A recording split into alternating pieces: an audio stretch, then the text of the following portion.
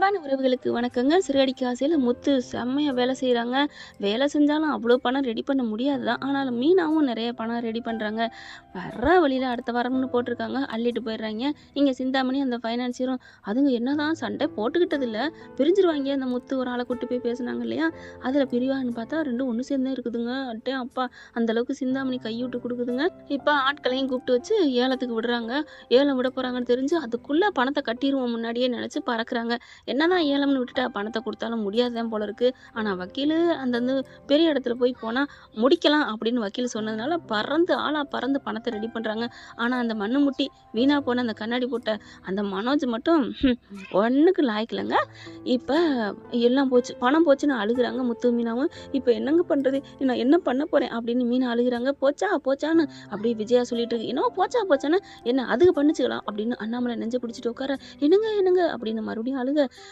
உன் கழுத்துல காதுல கிடக்கிறது இந்த ஷோரூமை வித்தாலே சரியா போயிருந்திருக்கும். அதை நம்ம கதையில போட்டிருக்கோம். இல்ல பாட்டிக்கிட்ட சொல்லியிருந்தா கூட அதுவும் முடிச்சு விட்டுருக்கோம். அதையும் விட்டாங்க. வீணா போன மனச்சுட்டே கேட்டுட்டு அதுக்கப்புறம் முத்து மீனாவுமே பண்ணுவாங்க அப்படின்னா என்னங்க அர்த்தம்? சரி மாமனார் தானே ரவி அப்பா கொடுக்குறேன்னு சொன்னார்ல அதையாவது வாங்கியிருக்கணும். எல்லாத்தையும் தன்மானம் சொல்லிட்டு வீடே போனதுக்கப்புறம் தன்மானத்தை வச்சு என்னங்க பண்றது? செவர் இல்லாம சித்திரம் வரைய முடியுமா அப்படின்னு தான் தோணுது. கடைசி கட்டத்துல அப்படி தோணுதுங்க. மற்றபடி இவங்களை ஒன்றும் கொள்ளை அடிக்கலாம் நான் சொல்லலை. காலத்துக்கு தகுந்த மாதிரி நாணல் மாதிரி வளைஞ்சுதாங்க போகணும். சும்மா எல்லாத்துக்கும் அவர் சொன்னார் பார்த்தீங்களா, உழைச்சிக்கிட்டே இருந்து நல்லா வாழலாம். உழைச்சி வாழ்றதுல தப்பு இல்லை. இந்த மாதிரி கடன் பட்டிருக்கையில கொஞ்சம் அசந்து கொடுத்துதான் ஆனால் மாட்டேன்றாங்க. இப்போ கை மீறி போகுது. ஏலம் எடுத்துட்டு இருக்காங்க. அவங்க சொன்னதுலேருந்து ஆயிரமா போயிட்டு இருக்குங்க. ஏன்னா அவங்க ஆளுங்க தானே, அதனால அதிகமாலாம் கேட்க மாட்டாங்க. இப்படி எடுத்துட்டு இருக்கிறாங்களா. இப்போ பார்த்தா ஒவ்வொருத்தவங்க இங்கே முத்து மீனா அண்ணாமலை எல்லாரும் போகிறாங்க. அவங்களுக்கு உயிரே போகுது. சிவம் பார்வதி 50 பேர் வந்துடுறாங்க. ஏலம் போயிட்டே இருக்கு. பார்வதி பார்க்குது. ஏமா மீனா என்கிட்டயாவது கேட்டிருக்கலாம்ல. இல்ல ஆண்டி அட போமா அப்படி சொல்லியிருக்கல. இங்க சிவத்திட்ட பாக்குறாங்க. ஏன் சிவம் உங்ககிட்ட பணம் இருக்கா? ஓ இருக்கே. கொடுக்க முடியுமா? கொடுக்கலாம். ஆனா இவங்க இப்ப ஏலம் விட்டாச்சே, ஒன்றும் பண்ண முடியாது. அப்போ நம்மளே ஏலத்துல எடுத்துருவோமா? பார்க்கலாம் என்ன பண்றாங்கன்னு பார்ப்போம். வெயிட் பண்ணு. பார்வதி சிவம் என்ன பண்ணுறாங்க, ஏங்க குறுக்கிடுறோம், இதில் நாங்கள் ஏலம் எடுக்கலாமா? ஏலம் எடுக்கிறது பதிவு பண்ணவங்க தாங்க எடுக்க முடியும், சும்மா இருக்கவங்களாம் எடுக்க முடியாது அப்படின்னு சொல்கிறாங்க. அவங்க ஒரு கட்டத்துக்கு மேலே 40 லட்சம் வரைக்கும் வந்துடுது. அதுக்கு மேலே யாரும் எடுக்கலைங்க. நாங்கள் 41 லட்சம் கேட்குறோமே அப்படிங்கிறாங்க. அதெல்லாம் முடியாதுமா அப்படின்னு சொல்லிடுறாங்களா. அப்படி பார்க்குறாங்க சிந்தாமணி. என்ன இது இந்த பொம்பளை வந்து நின்றுக்கிட்டு இருக்கு. இப்படி வந்து வக்கீலை வச்சு கூட உள்ளார வந்து உட்காந்துருவா. இங்கே பாருங்க 3 தடவை சீக்கிரம் சொல்லுங்க அப்படின்னு சொல்ல அவங்க 40 லட்சம் கேட்டாங்க இல்லையா, அதிலே பேசிக்கிட்டு இருக்காங்க. ஏங்க 3 கோடி ரூபாய் வீட்டை 40 லட்சத்துக்கு கேட்குறீங்க, அதுக்கு மேலே யாரும் கேட்கலையே, என்ன பண்ண முடியும் அப்படின்னு சொல்லிட்டு 40 லட்சம் அங்கே இருக்கவங்க பேர்ல 1 தரம் 2 தரங்கிறாங்க. இங்கே பாருங்க வக்கீல் வந்துடுறாங்க. அவங்க தான் 41 லட்சம் கேட்டிருக்காங்கல்ல, கொடுத்தா என்ன, அதெல்லாம் முடியாதுமா அப்படின்னு சொல்லிட்டு 40 லட்சம் அவங்களுக்கே சொல்லிட்டு தீர்ப்பை சொல்லிடுறாங்க. 3 தரம் சொல்லிட்டு அப்படியே இடிஞ்சு உட்காந்துறாரு. அப்படியே என்னங்கன்னு பாரு. நம்ம ஆளு விஜய் அப்படியே அண்ணாமலை பிடிக்குது, அப்படி தாங்குது. முத்து இருந்துட்டு அப்பான்னு துடிக்கிறாரு. சிந்தாமணி யாருட்ட அப்படின்னு சொல்லிட்டு ரொம்ப சந்தோஷம். என்ன மீனா உன் வீடு போச்சா? நான் அந்த வீட்டுக்கு காலடி வச்சாலே அந்த வீடு என் வீடுன்னு தாண்டி நான் நினைப்பேன். அது ஒரு உணர்வுடி. அந்த வீடை நான் வாங்கிட்டேன். எத்தனையோ வீடு நான் வாங்கினேன், அதெல்லாம் எனக்கு பெருமையா தெரியல. உன் வீடு தாண்டி எனக்கு பெருமை. அந்த வீடோட இடமும் சரி, ஒன்னு அழிக்கணும், அந்த 2 தாண்டி டார்கெட்டா இருந்துச்சு. எனக்கு ஒன்றும் கவலை இல்லை, விஜயாவுக்கு ஒரு வீடு கூட வாங்கி கொடுத்துருவேன். ஆனா ஒன்னும் அந்த வீட்டை விட்டு அனுப்ப நினைச்சேன், வாங்கிட்டோம்ல.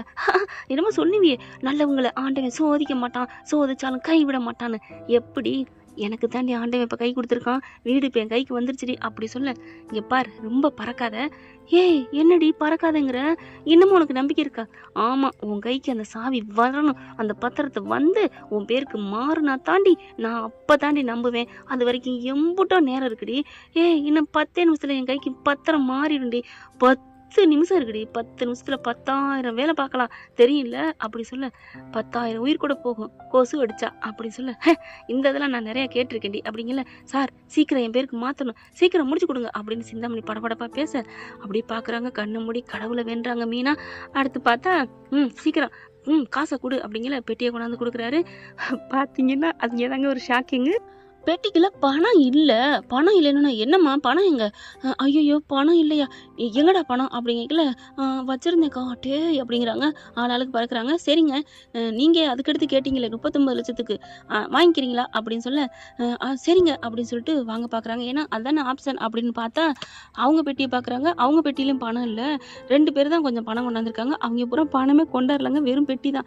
"நீங்க ஏதாவது கொண்டாந்துருக்கீங்களா? எப்படியாவது வாங்கி தானங்க ஆகணும். முடிக்கணும்." அப்படின்னு சொல்ல, எல்லாருமே, "இல்ல அது ஒண்ணும் இல்ல." அப்படின்னு அவள, "பெட்டிய தொறங்க." அப்படின்னு சொல்லிட்டு தொறக்க சொல்றாங்க. சத்யா இருந்துட்டு, "அட தொறங்க பாஸ். யாராவது ஒரு விலைக்கு முடிங்க." அப்படிங்கல மீனா வந்துட்டு, "ஏன் சத்யா?" "அக்கா சும்மா இருக்கா." அப்படின்னு சொல்லிட்டு பெட்டியெல்லாம் தொறக்குறாங்க. பெட்டியில எதுலயுமே பணம் இல்ல. "என்னங்கய்யா விளையாடுறீங்களா?" அப்பதான் பார்க்குறாரு சிவம். "ஏங்க நாங்க தான் பணம் குடுத்து ஏலத்த வாங்கிக்கிறோம்னு சொன்னோம். ஆனா எங்களுக்கு முடியாதுன்னு சொல்லிட்டீங்க. இப்ப என்ன பண்ணுவீங்க?" அப்படிங்கல, "ஏலம் எடுக்கிற இடத்த அவமானப்படுத்திட்டீங்க. உங்களுக்கு நான் எல்லாருக்கும் நான் ஒவ்வொரு லட்சம் அபராதம் விதிக்கிறேன்." அப்படி சொல்ல, அங்க வந்த 16 பேர் வந்திருக்காய்ங்க. 16,00,000 குடுத்தே ஆகணும் அப்படின்றாங்களா, "இல்லைன்னா இந்த இடத்த விட்டு போக்கூடாது. என்ன நினைச்சிட்டு இருக்கீங்க?" அப்படின்னு சொல்லிட்டு போலீஸ கூப்பிடுறாங்களா. ஐயையோ! என்ன பண்றது? "ஏன்டா கையில எனக்கு 10,00,000 தானே இருக்கு என் இதுல அக்கவுண்ட்ல." அப்படிங்கிறாங்க. ஏன்னா அதுல இல்ல அப்போதைக்கு அவங்க ஃபோன்ல. அவரு என்ன பண்றாரு, அவரும் என்கிட்ட ஒரு 10,00,000 தான் இருக்கு அப்படிங்கிறாங்க.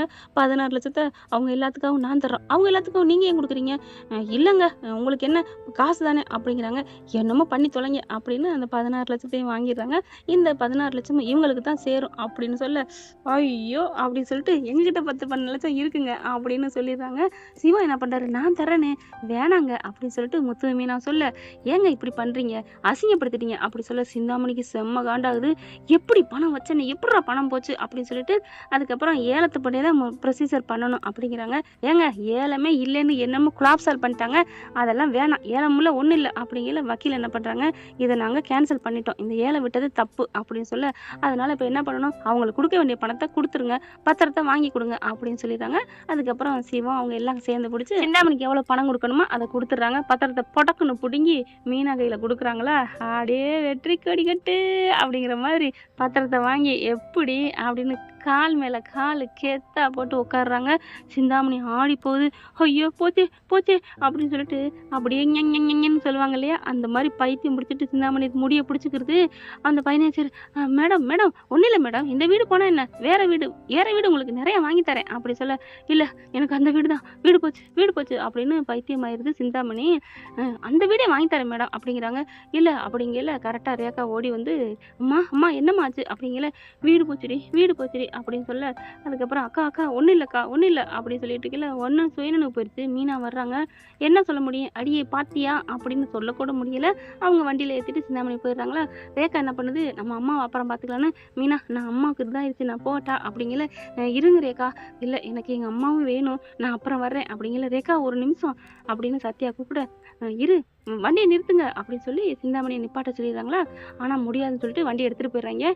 பாக்குது ரேகா, "அக்கா நான் அம்மா பார்க்க போறேன். இரு ரேகா போகலாம். அவங்க எங்கேயும் போக மாட்டாங்க. ஆஸ்பத்திரி தான் கூட்டிட்டு போவாங்க." அப்படின்னு சொல்லிட்டு சத்யா என்ன பண்றாரு, அப்படி இவங்க எல்லாரும் சந்தோஷப்பட்டுட்டு இருக்காங்க.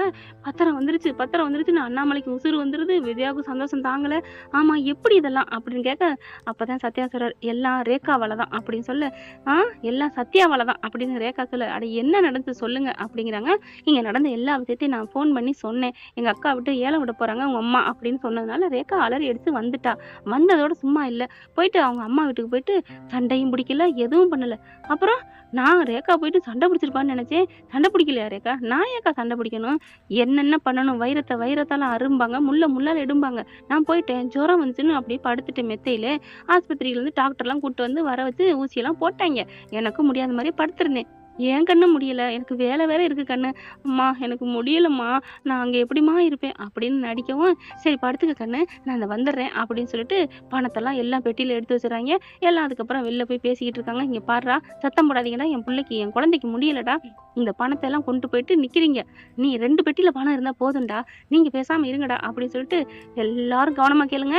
40,00,000க்கு மேல போகக்கூடாது." அப்படின்னு சொல்லி வார்ன் பண்ணி அனுப்ப, அதுக்குள்ள குக்கு பாய்ச்சலா எந்திரிச்சு அந்த 2 பெட்டியில உள்ள பணத்தையும் எடுத்து மெத்தைக்கு கீழே வச்சிருதுங்க. அப்படியே ஒண்ணும் தெரியாத மாதிரி படுத்துக்கிறதா, "கண்ணு நாங்க போயிட்டு வரேன்டா." சரிம்மா." இவங்க எல்லாம் போக, ஆனா வெயிட் இருக்கு வெயிட் இல்லைன்னு ஏதாவது கண்டுபிடிப்பாங்கன்னு அங்க இருக்க புக்கு துணி எல்லாத்தையும் அள்ளி வச்சிருதுங்க. அதுக்கப்புறம் துணி தான் இருக்குது. இவங்க அங்க பார்த்துட்டு, "என்ன பெட்டியில ஒண்ணும் இல்ல துணி தான் இருக்குன்னு சொல்லி இதை கட்டிக்கங்க." அப்படின்ட்டு போறாங்க. அதுவே ஒரு கூத்து. இப்ப எல்லாத்தையும் சொல்லி முடிச்சோடனே ரேகா அப்படின்னு முத்து மீனாவும் வேகமா வர, ஐயோ போதும் நான் ஒண்ணும் இல்ல அப்படிங்களா, நீ சும்மா இரு அப்படின்னு, மீனா தூக்கு தம்பி பொண்டாட்டிய அப்படின்னு முத்து சொன்ன 2 பேரும் அப்படியே தூக்கிடுறாங்க. ஐயோ விடுங்க விடுங்க அப்படின்னு சொன்ன கையோட, டேய் சத்யா, சத்யாவும் இதுக்கு பெரும்பங்கு இருக்கு அப்படின்னு இந்த பக்கத்து சத்யாவை தூக்குறாருங்க ஒத்த கையில. ஐயோ மாமா விடுங்க, டேய் எவ்வளோ பெரிய வேலை பண்ணியிருக்கிற, சூப்பர்டா சூப்பர்டா சத்யா அப்படிங்கிறாங்க. விஜயாவுக்கு உண்மையிலே சந்தோஷம் தான். அப்படியே சத்யாட்ட வருது, என்னை மன்னிச்சிரு சத்யா, உன்னை நான் எவ்வளோ தப்பாலாம் நடந்திருக்கேன், உன்னை இதே கையால் அடிச்சிருக்கேன். ஐயோ ஆண்டி அதை விடுங்க, அதையே ஞாபகப்படுத்துறீங்க அப்படின்னு சொல்றாங்க. அதுக்கப்புறம் உண்மையிலே உன் பொண்டாட்டி ரொம்ப நல்லவடா, புகுந்த வீட்டுக்கு போறதுக்கு முன்னாடி எவ்வளவு நல்லது பண்ணியிருக்கா அப்படின்னு சொல்லிட்டு ரேகாவை வாழ்த்துறாங்க. எல்லாருமே வாழ்த்துறாங்க. இருக்கட்டும், நான் எங்க அம்மா போய் பார்க்கணும்.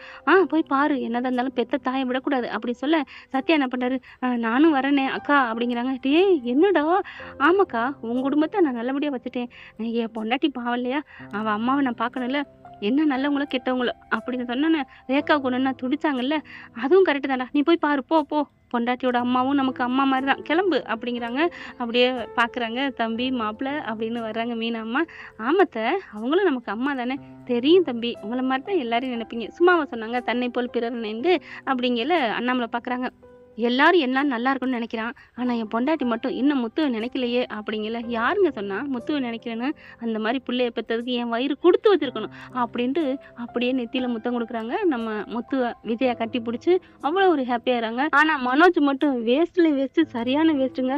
ஏழை விட போறாங்கன்னு தெரிஞ்சும் அதான் ஏழை விட போறாங்களே, அங்கே வந்து நான் என்ன பண்ண போறேன் அப்படின்னு ஷோரூம்ல இருந்துக்கிறான். விஜயாவுக்கு செம்ம காண்டாகுது. ஆனால் ரோஹி இந்த சைக்கிள் கேப்பில் கிடா விட்டு என்ன சொல்லுவாங்க பார்த்து, அதாவது எல்லாரும் அங்கே இருப்பாங்க, யாரும் இங்கே வரமாட்டாங்கன்னு இங்கே வந்து கொஞ்சிக்கிட்டு இருக்குது. இவனும் வெக்கமே இல்லாமல் ரோஹினியை கொஞ்சிக்கிட்டு இருக்கான். ஆனால் விஜயா கிளம்புது. எங்கே போற அப்படின்னு அண்ணாமலை கேட்க, முக்கியமான ஒரு இடம் இருக்குங்க, போயிட்டு வரேன். கோயிலுக்கா? கோயிலா? கோயில் இனிமேல் மனசுக்குள்ள வச்சுட்டேன், கோயிலுக்கு கும்பிடுவேன் தான், ஆனால் இந்த ஒரு இடத்த நான் போயிட்டு தீர்த்துட்டு வரேன் அப்படின்னு வேகமாக கிளம்புது.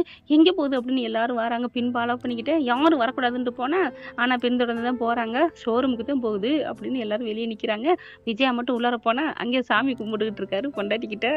டே மனோஜ் அப்படின்னு கத்த, ஆஹா இன்னைக்கு சாருக்கு பூஜை தான் அப்படின்னு இங்கே சொட்டத்தலைன்னு ஜீவாவும் சொல்ல, விஜயா போயிட்டு 2 பேரும் குடுமையும் பிடிச்சி 2 பேர் மண்டையிலையும் முட்டி அப்படியே சிரிக்கி, மவளே என் குடும்பத்தை கெடுத்து நடுத்தருக்கு வர வச்சுட்டு இங்கே மட்டும் நீ கும்மாளம் போட்டுக்கிட்டு இருக்கியா, கொஞ்சிக்கிட்டு இருக்கியா மனோஜ், உங்கள் அம்மா பாரு மனோஜ் அப்படின்னு சொல்ல, ரோகிணி உனக்கு இறக்கமே இல்லையா, ஏன் மனோஜ், என்னையும் தானே எங்கள் அம்மா பிடிச்சிருக்கு, என்னையும் மட்டும் சொல்கிற அப்படின்னு சொல்ல, உட பாவி பொண்டாட்டியை காப்பாத்துடா, நானே என்ன காப்பாற்றிக்க முடியாமல் இருக்கேன், நீ வேற ரோகிணி, என் கேரக்டர் தெரிஞ்சு நீ என்கிட்ட இப்படிலாம் பேசலாமா அப்படின்னு மனசு சொல்கிறது. யாருக்கெல்லாம் சிரிப்பாக இருக்குங்கிறத கமெண்ட்ஸில் சொல்லுங்க ஃப்ரெண்ட்ஸ். இப்படிலாம் போக வாய்ப்புகள் இருக்கா என்னன்னு தொடர்ந்து பார்க்கலாம். இது நம்மளோட கற்பனை கதை தான். பிடிச்சிருந்துச்சுன்னா உங்க பொண்ணான கையால ஒரு லைக்கை போட்டு சப்ஸ்கிரைப் பண்ணி ஆதரவு கொடுங்க அன்பு உறவுகளே. Thank you friends. இந்த வீடியோ உங்களுக்கு பிடிச்சிருந்தா தயவு செய்து லைக் பண்ணுங்க. இன்னும் அப்டேட்ஸ்க்காக சேனலை சப்ஸ்கிரைப் பண்ண மறக்காதீங்க. நம்ம கிட்ட இருக்க எல்லா சேனல்ஸோட லேட்டஸ்ட் வீடியோ அப்டேட்ஸ்க்காக மேல ரைட் சைடுல காட்டுற லிங்கை கிளிக் பண்ணி வாட்ஸ்அப் குரூப்ல ஜாயின் பண்ணுங்க. உங்களிடம் விடைபெறுவது நான் உங்கள் மெஹர்.